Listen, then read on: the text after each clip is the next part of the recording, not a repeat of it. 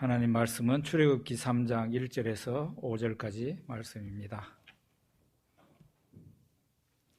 다 같이 천천히 읽어보겠습니다. 모세가 그의 장인 미디안 제사장 이드로의 양떼를 치더니 그 떼를 광야 서쪽으로 인도하여 하나님의 산 호렙에 이르매 여호와의 사자가 떨기나무 가운데로부터 나오는 불꽃 안에서 그에게 나타나시니라. 그가 보니 떨기나무에 불이 붙었으나 그 떨기나무가 사라지지 아니하는지라. 이에 모세가 이르되 내가 돌이켜 가서 이 큰 광경을 보리라. 떨기나무가 어찌하여 타지 아니하는고 하니 그때에 여호와께서 그가 보려고 돌이켜 오는 것을 보신지라. 하나님이 떨기나무 가운데서 그를 불러 이르시되 모세야 모세야 하시매 그가 이르되 내가 여기 있나이다. 하나님이 이르시되 이리로 가까이 오지 말라. 내가 선 곳은 거룩한 땅이니 네 발에서 신을 벗으라. 아멘. 예, 기독교 상담학자인 레리 그랩이라는 분이 있습니다. 그분이 말하기를 인간의 가장 근본적인 욕구는 하나님을 향한 깊은 갈망이다, 이렇게 말을 했습니다. 인간의 가장 기본적인 욕구는 하나님을 향한 깊은 갈망이다, 그렇게 얘기했어요. 하나님께서 사람을 하나님의 형상으로 만들어 놓으시고 그 사람의 마음속에 하나님만이 채울 수 있는 공간을 만들어 놓으셨다는 거죠. 이런 말을 파스칼도 했는데 창조주 하나님께서는 사람의 마음속에 하나님만이 채울 수 있는 공간을 만들어 놓고 그 사람이 그것이 채워지기 전에 늘 갈망하며 하나님의 은혜를 갈망하게 그렇게 하신 것입니다. 그래서 인간의 마음속에는 그 절대 공백에는 오직 하나님을 통해서만 그 공간이 채워질 수 있도록 그렇게 하신 거예요. 미디안 광야로 도망을 가서 40년 동안 광야 생활을 한 그 모세의 마음이 어땠을까 우리가 상상해 봅니다. 모세의 마음이 어땠을지는 성경에 나와 있지 않기 때문에 잘 알 수가 없지만 모세가 거기에서 결혼을 하고 아들 둘을 낳게 되는데 그 아들 둘의 이름을 통해서 모세의 마음을 짐작해 볼 수 있을 것 같습니다. 두 아들 이름이 첫째는 게르솜이라 둘째는 엘리에셀이라 이렇게 지었습니다. 게르솜이라는 이름은 나그네라는 뜻이에요. 나그네. 엘리에셀은 무슨 뜻인가? 나의 하나님은 도움이시다, 그런 뜻이에요. 모세가 광야에서 마음이 그렇게 움직이고 있었다는 거죠.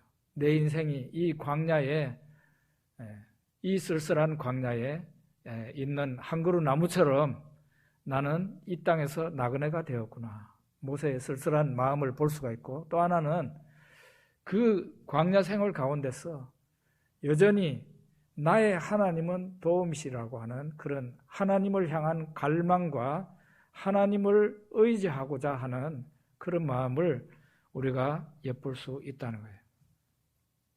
모세는 나이 40에 애굽의 공주 아들로 애굽의 왕자죠.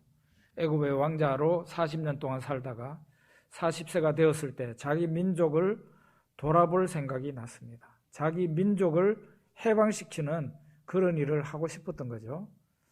그래서 나가서 다소 과격한 행동, 그러니까 애굽 사람한테 자기 민족이 매맞는 걸 보고 너무 화가 나서 그 애굽 사람을 쳐서 땅에다가 묻어버립니다. 그런 일을 하면은 자기 민족이 자기를 떠받들고 지도자로 옹이할 줄 알았는데 그게 아니고 그 다음날 자기 민족끼리 서로 싸우는데 말리니까 네가 어제 애굽 사람을 쳐 죽이더니 나를 또 죽이려고 하느냐, 이런 식으로 대듭니다. 그 일로 인해 가지고 바로의 궁에 알려지게 되고 바로가 이 모세를 붙잡으려고 합니다. 그러니까 그는 미디안 광야로 도망을 가게 되는데 그 미디안 광야로 도망을 가서 모세는 40년 동안 시간을 보내게 되는데 거기에서 광야 생활 가운데서도 내가 이 땅에서 나그네가 되었구나. 그러면서 또 한편으로는 하나님은 나의 도움이시다 하고 하나님이 자기에게 와주시기를, 하나님이 이 모세에게 은혜 주시기를 갈망하고 있는 그런 모습을 보게 되고요. 드디어 40년이 지나서 80세가 되었을 때 너무 늦었구나 하는 그런 상황에 하나님이 모세를 찾아오시게 됩니다. 아까 읽었던 출애굽기 3장 1절에 보면은 하루는 모세가 장인의 양떼를 이끌고 호렙산에 가게 됩니다. 모세는 이때까지만 해도 자기 양떼가 없었어요. 장인의 양떼를 이끌고 호렙산에 서쪽으로 이동하더니 호렙산까지 가게 됐습니다. 그 호렙산은 다른 이름으로 신의 산이에요. 모세가 이스라엘 백성들을 이끌고 나중에 신의 산 앞에 오죠. 거기에서 백성들이 다 장막을 칩니다. 그리고 모세는 신의 산에 올라가서 십계명을 받게 됩니다. 바로 그 산이에요. 그 산에 도달을 했는데 이상한 광경을 모세가 보게 됩니다. 떨기나무가 있는데 그 떨기나무에 불이 붙었어요. 근데 그 불만 붙었지 그 나무가 타지를 않는 거예요. 타서 사라질 것 같은데. 원래 떨기나무는 여러분들이 인터넷으로 찾아보면 사진까지 다 나옵니다. 떨기나무는 가시덤불 비슷한 거예요. 그래서 거기에 불이 붙으면은 그냥 순식간에 와라락 하고 타버립니다. 그런데 이게 불은 붙었는데 떨기나무는 사라지지 않는 이상한 광경을 보게 되고 내가 가까이 가서 봐야 되겠다 해서 가까이 가는데 거기에 하나님이 떨기나무 불꽃 가운데 하나님이 임재해 계셨던 것이죠. 하나님이 거기에 임재하셨으나 하나님이 모세 가까이 임재하셨으나 모세는 그것을 모르고 있었어요. 오늘은 하나님의 임재에 대해서 좀 얘기를 해보려고 하는데요. 많은 사람들이 당연히 신자들이죠. 많은 신자들이 하나님의 임재를 오해합니다. 하나님이 내 있는 곳에 임재하시면 내가 즉각적으로 알 수 있게 된다고 오해를 합니다. 그런데 실제 그렇지 않습니다. 하나님이 나 있는 곳에 임재하시는데도 내가 그것을 깨닫지 못하고 모를 수 있어요. 모세가 여기 보십시오. 모세가 하나님이 지금 임재하셨잖아요. 자기 있는 곳에. 그런데도 그거를 모르고 불타는 떨기나무 가까이 지금 가고 있는 겁니다. 하나님의 임재의 절정은 뭐니 해도 예수 그리스도입니다. 이 세상에 오신 하나님 예수 그리스도입니다. 요한복음 1장에 보면은 하나님이 이 땅에 오셔서 사람들 가운데 33년 동안이나 임재해 계셨지만 사람들이 그걸 알았습니까? 아는 사람은, 깨닫는 사람은 극소수였고 대부분의 사람들은 하나님이 임재하신다는 사실을 모르고 있었어요. 참빛곧 세상에 와서 각 사람에게 비추는 빛이 있으나니 그가 세상에 계셨으며 세상은 그로 말미암아 지은 바 되었으되 세상이 그를 알지 못하였고 자기 땅에 오매 자기 백성이 영접하지 아니하였으나 이렇게 말하고 예수 그리스도는 세상에 오신 하나님이에요. 하나님이 이 세상에 오셔서 사람들 가운데 임재하셨으나 사람들이 그를 알아보지 못했습니다. 배척하고 죽였습니다. 또 오늘날 오늘 또 우리가 예배를 모였는데요. 신자가 모이는 교회는 하나님의 임재 장소예요. 이건 제가 하는 말이 아니고 성경이 그렇게 말을 하고 있어요. 교회를 그래서 하나님의 집이라 그러잖아요. 교회를 왜 하나님의 집이라 그랬어요? 교회 가운데 하나님이 계시니까. 두세 사람이 내 이름으로 모인 곳에는 나도 그들 중에 있느니라. 예수님 말씀이에요. 예수님이 두세 사람이 모인 그곳에 예수님이 계신다는 하나님의 집입니다.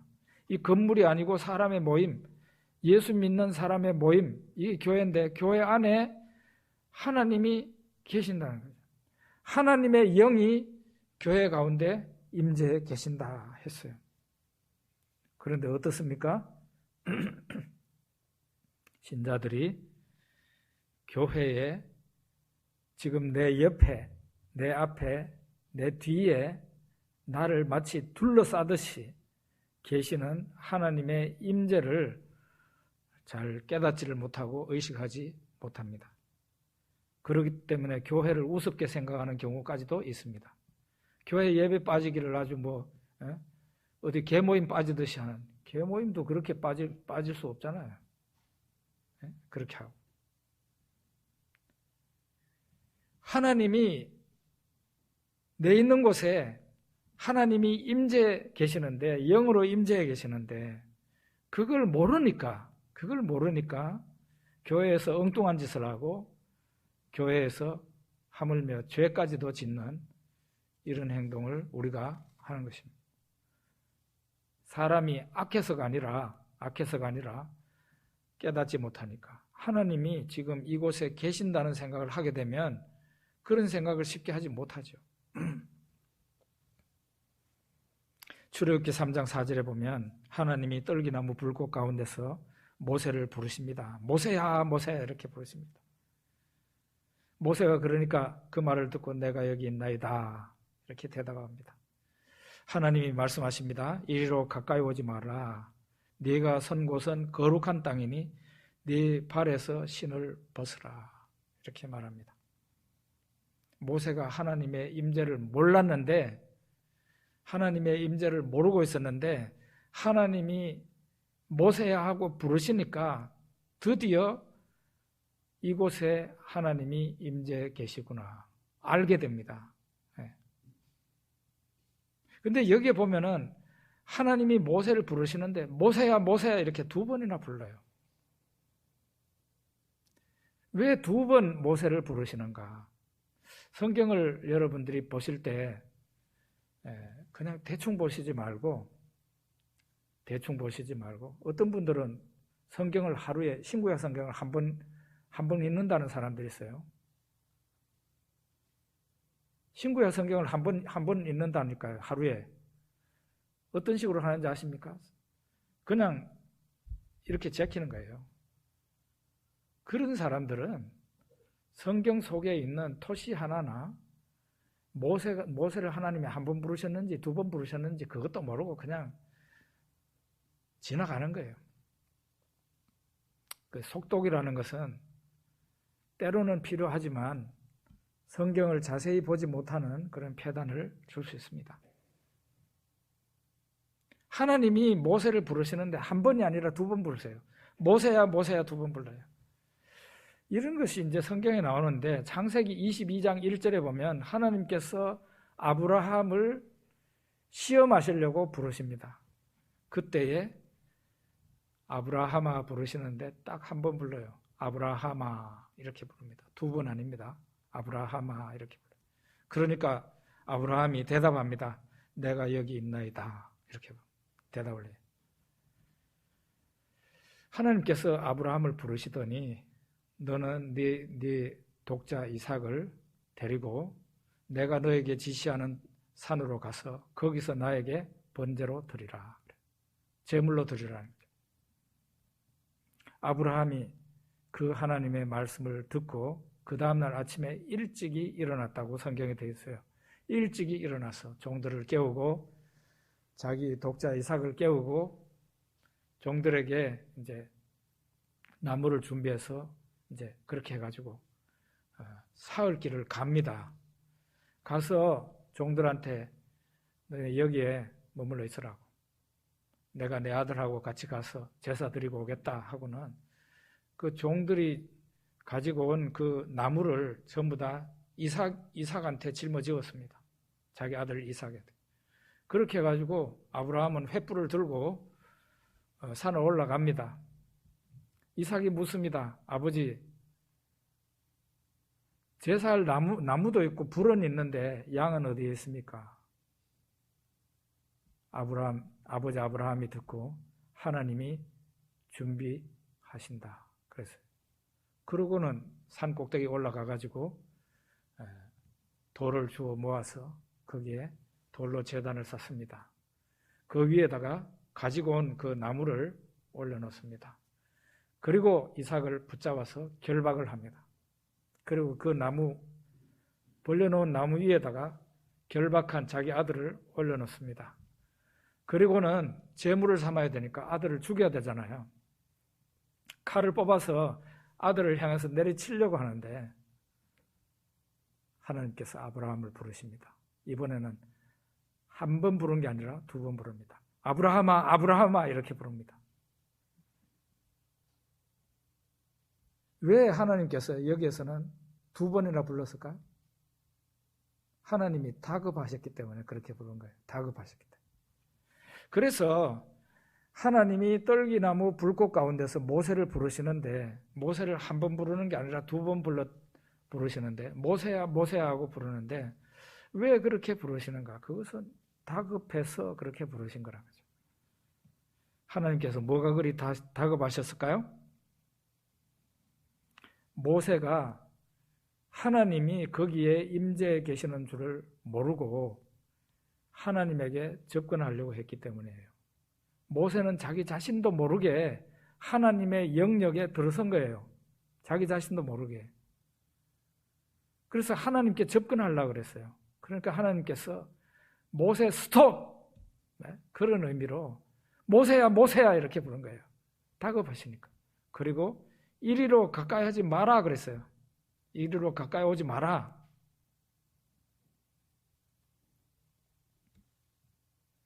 네. 사람이 하나님의 임재를 모르면 이렇게 될 수 있습니다. 하나님께서 모세야 모세야 부르시니까 내가 여기 있나이다. 그러니까 하나님이 이리로 가까이 오지 말라. 네가 선 곳은 거룩한 땅이니 네 발에서 신을 벗으라 이랬어요. 하나님의 임재를 모세가 모르다가 이런 말을 듣게 돼요. 하나님께로부터. 이는 마치 조선시대 때 일개의 한 백성이 왕궁이 어딘지도 모르던 사람인데 왕궁에 들어가가지고 왕이 보좌에 앉아있는 어전에 들어갔어요. 들어갔는데 온 사방에 신고 다니던 흙 묻은 신발을 신고 왕이 앉아있는 그 어전에 들어간 거예요. 마치 이런 꼴이라는 거죠. 그래서 하나님께서 이리로 가까이 하지 마라 하고 네가 선 곳은 거룩한 땅이니 네 발에서 신을 벗으라 그랬습니다. 모세야 너는 하나님의 영역인 나의 영역에 네가 들어온 것이다. 부지불식간에 네가 들어온 거야. 그러니까 가까이 하지 말고 네 발에서 신발을 벗어라. 이렇게 하나님께서 명령을 하십니다.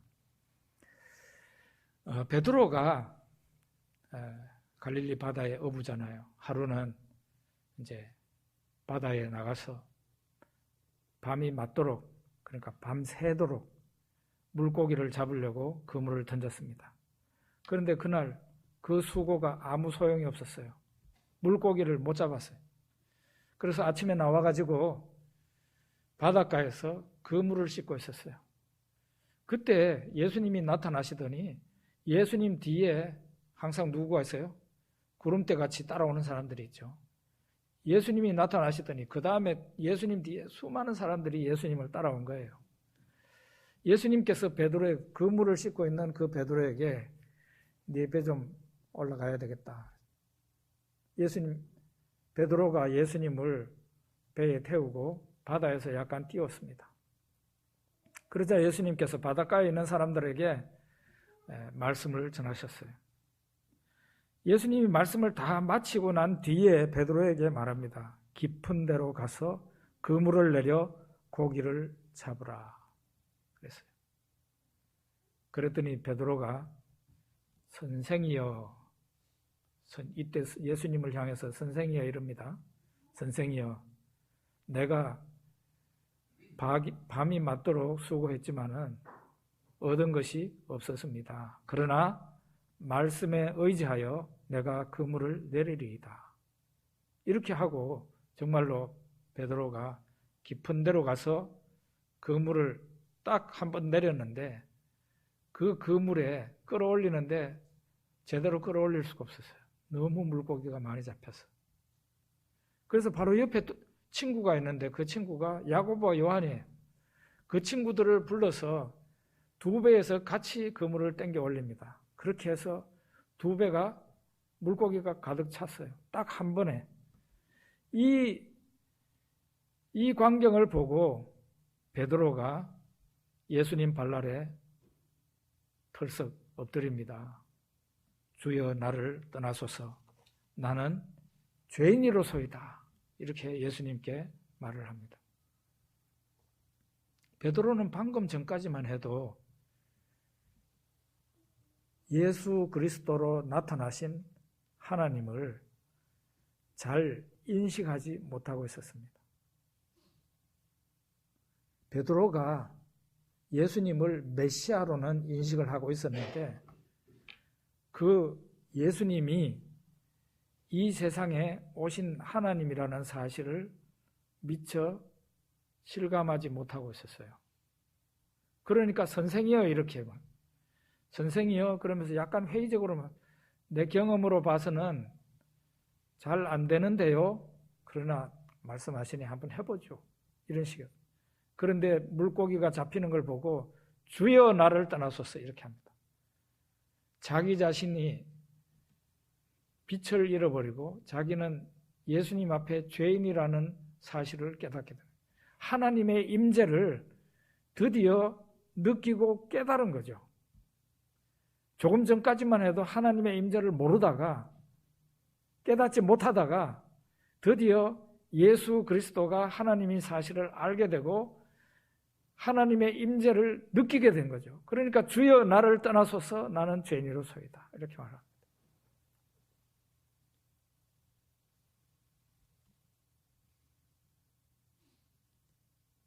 여러분도 저도 베드로 같은 이런 실수, 어쩌면 영적인 무지를 가질 수 있어요. 항상 그래서 교회에 올 때는 성경 말씀을 기억해야 돼요. 내가 지금 하나님의 집으로 간다. 거기에 성도 가운데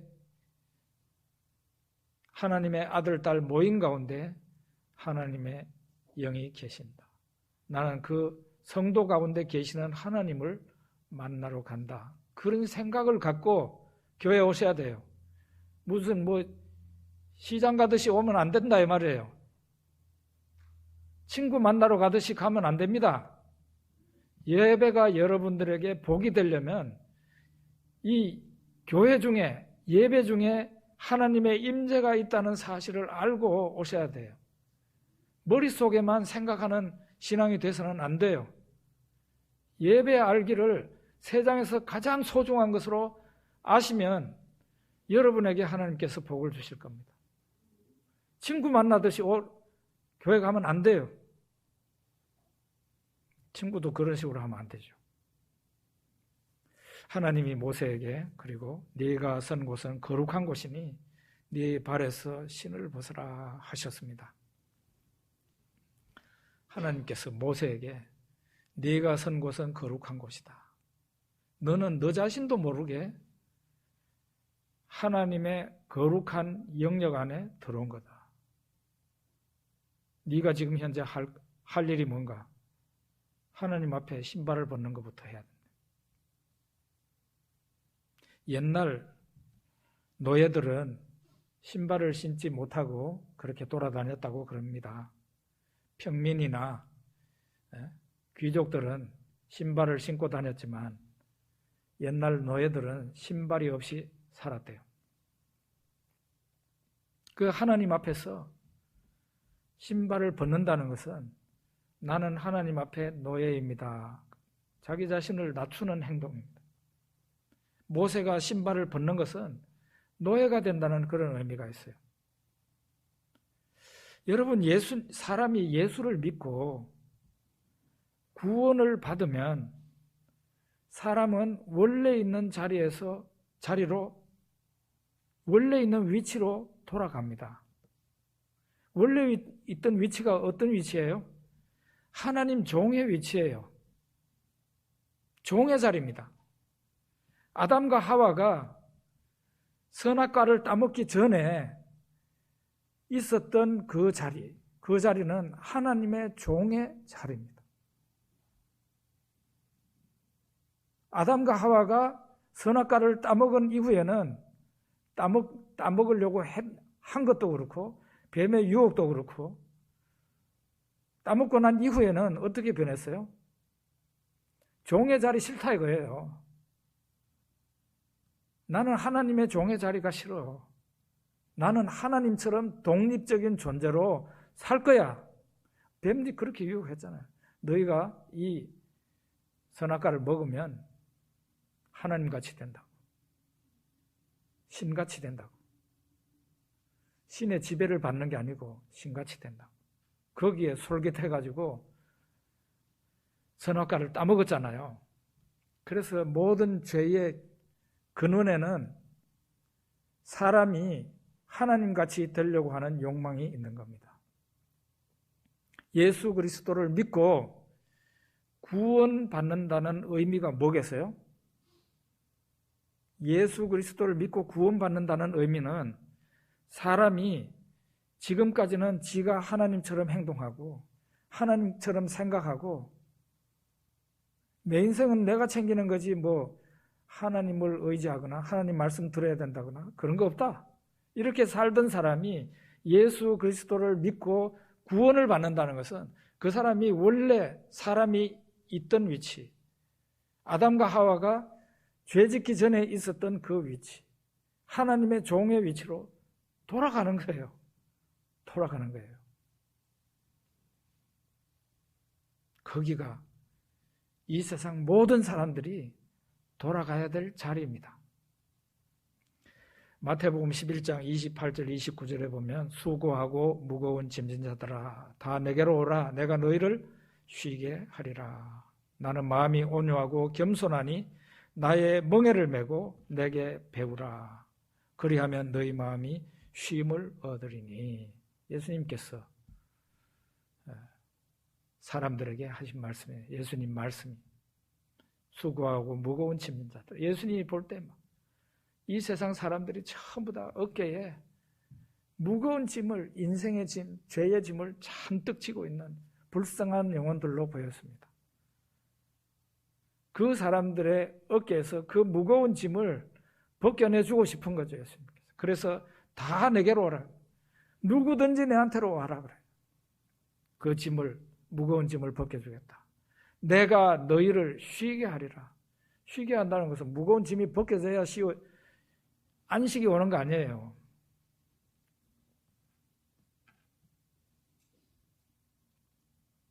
그런데 예수님이 이렇게 사람에게, 우리에게 안식을 주신다 하셨는데,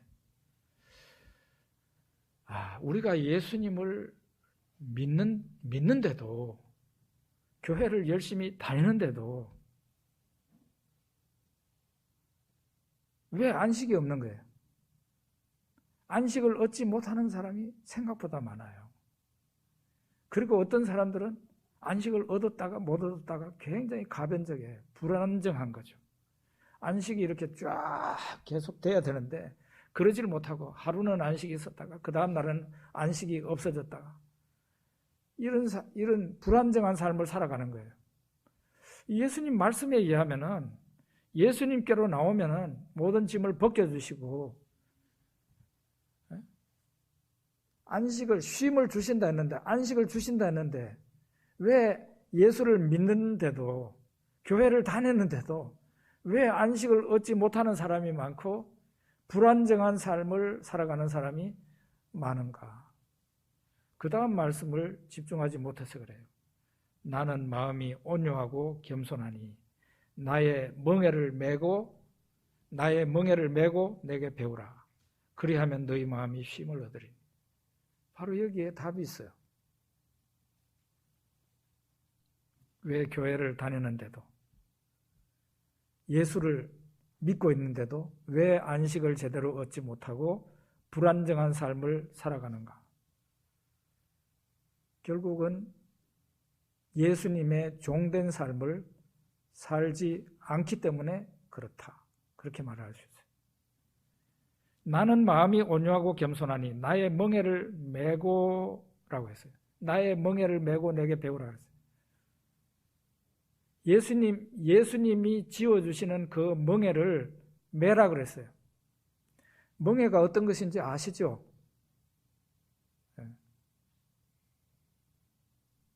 지금도 시골에 가면은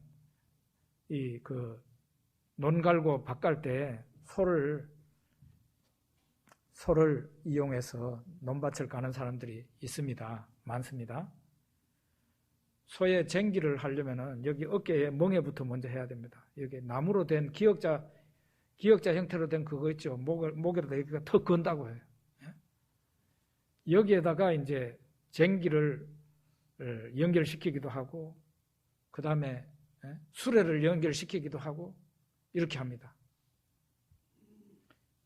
이게 멍에를 매는 순간에 소는 굉장히 부자연스럽게 됩니다. 이게 멍에만 없어도 얼마나 홀가분하고 자유스럽고 좋은데, 멍에를 딱 매게 되면은 굉장히 불편합니다. 그리고 그때부터 주인에게 구속을 당합니다. 속박을 당하는 거죠. 굉장히 불편한 거죠. 예수 믿는 것이 이런 겁니다. 예수 믿는 게 이런 거라니까요. 그래서 예수 안 믿는 사람 가운데, 나는 그냥 예수 없이 살래요 하는 사람들 가운데, 나는 종교에 속박당하기 싫다 이거죠. 종교에 속박당하는 게 꼭 교회에 또 속박당하는 것 같기도 하고 싫다. 그래서 의외로 북한에서 넘어오신 탈북민들이 교회 생활에 실패하는 이유가 바로 여기 있는 거예요.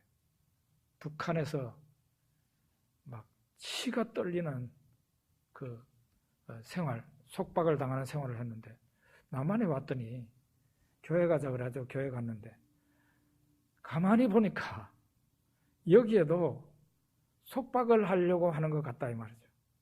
그래서 완전히 알레르기 반응을 보이는 거죠.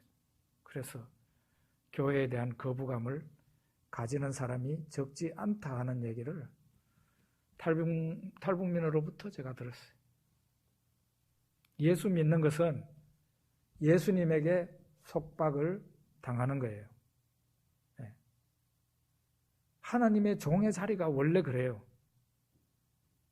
선악과 따먹기 전에 인간은 그 선악과를 보면서도 그거를 따먹지 말아야 되는 불편함이 있는 거죠. 내 마음대로 안 되는 거죠. 왜 하나님께서 그 쓸데없는 물건을, 그 나무를 만들어 놔가지고 사람 죄짓게 만들었느냐? 하나님이 생각이 없었겠습니까? 선악과는 하나님께서 사람을 종으로 다스리고 있다는 대표적인 상징이에요.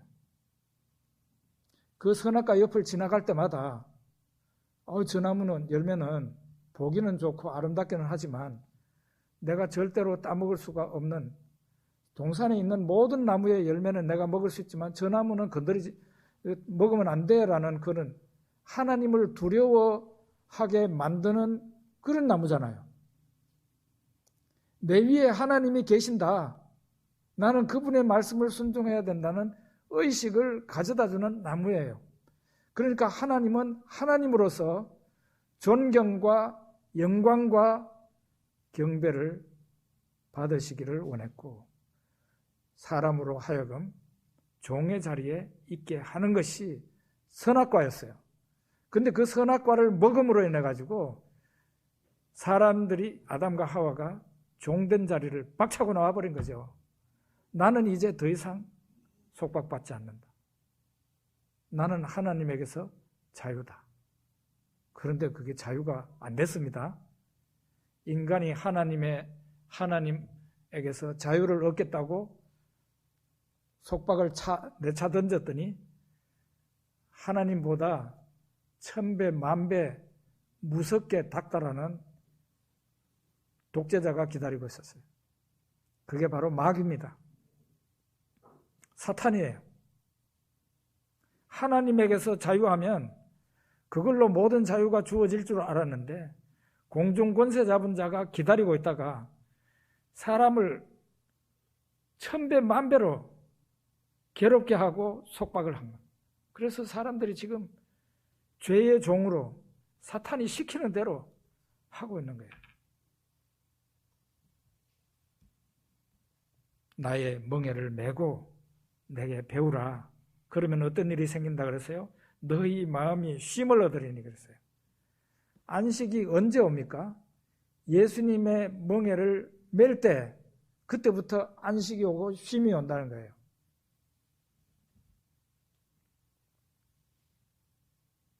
사람이 왜 예수를 믿는다는데, 교회를 열심히 다닌다는데 왜 안식을 얻지 못합니까? 정상적인 상황이라면 안식을 얻어야 됩니다. 왜 사람이 예수 믿는데도 행복하지 못한가요? 왜 예수 믿는 사람이 빛나는 삶을 살아야 되는데 왜 빛나는 삶을 잘 살지 못하는 건가요? 예수님의 종이 되지 않기 때문이에요. 이 말씀대로 하자면 예수님이 지어주시는 그 멍에를 안 받아들이기 때문에 그런 거예요. 종의 자리로 돌아가 보십시오. 근데 우리는 이제 이 멍에가 소 한 마리를 이렇게 해가지고 멍에를 세워요. 그런데 우리나라만 벗어나면 대부분의 나라에서는 저 인도에서도 그렇고 중동에서도 그렇고 이게 소를 2마리를 해서 멍에를 합니다. 한 멍에에 소 2마리예요. 그래서 그거를 결이라 그러잖아요. 결이로 해서 논밭을 갑니다. 또 우리나라 소들은 저쪽에서는 2마리가 끄는 두 마리가 끄는데 여기서는 1마리가 끌어야 되니까 우리나라 소들은 좀 고생하는 거죠. 그런데 이 멍에가 2마리 결의해가지고 나가는데 이미 예수님이 멍에를 메고 있어요. 나머지 한 멍에는 내가 메는 거예요. 여기 같은 멍에라니까. 한 멍에를 예수님과 함께 메고 나가는 겁니다. 그러니까 내 짐은 쉽고 가볍다 그랬어요. 어렵지 않습니다.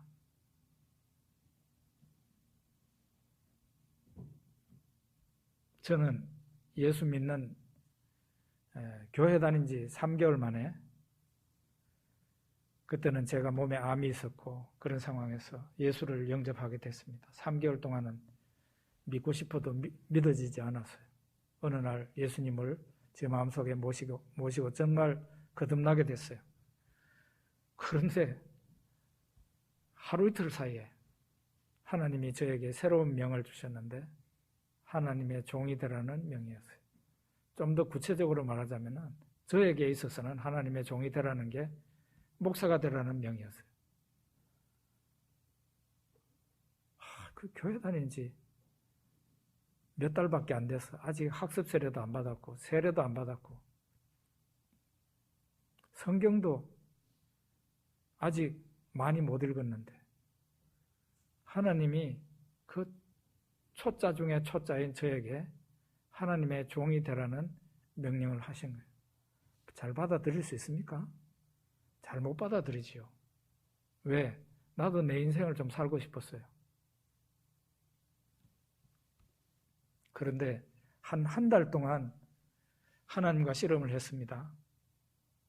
나중에 제가 진짜 초신자 중에 초신자지만 아는 것 하나는 하나님이 나에게 종이 되라고 목사가 되라고 명령하시는 것은 내가 분명히 알겠고 한데 내가 이 하나님의 명을 거부하면 어떤 일이 벌어질 거라는 것도 제가 알겠더라고요. 그때는 저는 이제 죽는 거죠. 하나님이 제 암을 통해서 저를 다스리기를 원하시는데 저는 죽는 거죠. 그 암으로 안 받아들이면. 제가 그래서 살기 위해서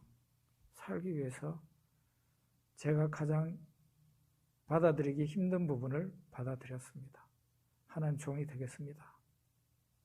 하나님이 목사가 되라고 하면 목사가 되겠습니다. 그거를 받아들이고 나니까요. 저는 이 말씀이 어떤 뜻인지 알아요. 제 마음속에 제 마치 어깨 위에 산더미 많은 짐이 저를 짓누르고 있었는데 그게 한순간에 다 날아가 버리는 것 같더라고요. 한순간에. 온 세상을 다 얻은 것 같았어요. 얼마 전에 예전의 교인들을 만났습니다. 얼마 전에. 제가 그분들에게 얘기했어요. 한 10년 전에 교회로 다시 돌아왔을 때 교회의 어려운 상황을 그분들도 다 알고 있잖아요. 저는 이미 저 옆에 큰 나라에 신학원을 세워서 신학원 원장이라는 것, 그런 무거운 짐이 제 어깨에 하나 있는데 교회가 위기 상황에서 저를 불렀으니까 이 어깨 짐이 하나 더 늘은 거죠. 어마어마한 무게예요. 다른 사람이 볼 때. 그런데 제가 그분들한테 얘기했어요. 한 개도 안 무거웠다고. 이 위에 그냥 새 깃털이 한 개씩 놓여 있는 거하고 똑같았어요. 지금도 그렇습니다. 저는 한 개도 안 무겁습니다. 그랬더니 그분들이 깜짝 놀라더라고요. 우리는 목사님이 그냥 너무 힘들어할 것 같았다고. 전혀 그렇지 않다고. 새 깃털이 그냥 제 어깨 위에 있는 거하고 똑같았어요. 하나님의 종된 자리에 내려가게 되면 하나님께서 우리에게 안식을 주시고 평안을 주시고 너의 문제를 네가 내 종이 되었으니 너의 문제는 내가 책임지마 하는 그런 게 있어요. 인생을 너무 힘들고 어렵게 여러분 자신의 인생을 살지 말고 하나님의 종의 자리로 들어가서 하나님이 시키시는 삶을 한번 살아보십시오. 하나님께서 여러분들에게 왜 안식을 안 주시겠습니까? 우리 기도하겠습니다.